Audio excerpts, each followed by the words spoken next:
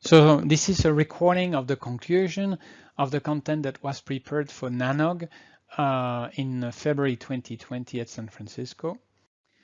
So we see that the fundamental principle of segment routing is that simplicity always prevails. We look out of the box and we want to solve the problems with the minimum components, with being focused on IP routing as much as possible, and specifically here for SRv6 on IPv6, because IPv6 is needed for 5G.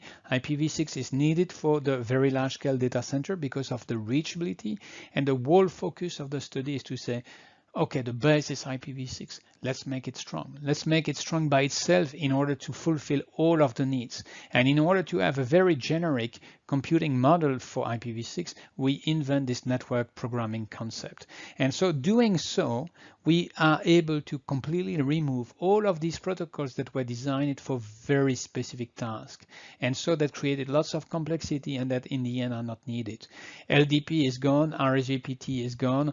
The MPLS data plane can now be removed.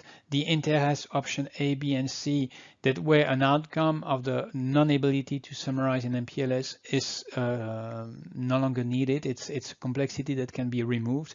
As well, the UDP VXLAN that is simply focused on creating an overlay with lots of overhead and no other capability like traffic engineering, underlay, slicing, etc. can be removed. And NSH with all of its complexity, its statefulness, and it's a single dedication on NFV without any other expression, VPN or traffic engineering or slicing can be removed. So all of these little individual patches can be removed. And the idea is just use IPv6 and make IPv6 strong enough. And that's what SRv6 does with going back to IP.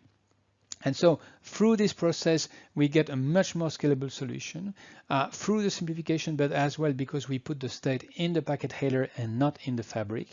And then, and I hope you have seen this power through the multi-part recording that we did in February 2020 and in earlier presentation, is that it's really the power of this network programming model that creates a level of functionality in IPv6 that is unmatched, and it allows to foresee the future with optimism, because if any new application, if any new need comes, it's proven. We can encode it as a network program. We can encode it as instructions, either plain instructions or a set of micro instructions and use microprogram. And we could say that we can have the power of expression while actually having scale and the minimum mathematic overhead that can be proven in the industry.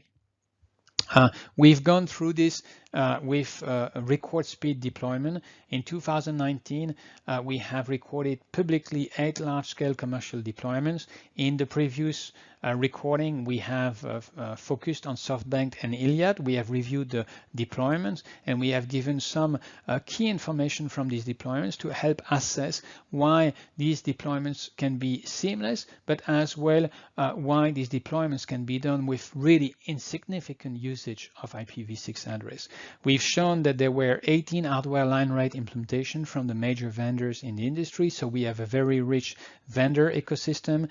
There has been multiple interrupt reports, but as well the deployment themselves proved the interoperability. And finally, there's a very rich open source ecosystems. Cisco funded a lot of that work with collaboration with academia, and that's very important to have a healthy ecosystem. So we thank you. And again, this video is at that link, but keep watching it, as in the next few weeks, we will release more information on other aspects of the SRv6 solution. Many thanks.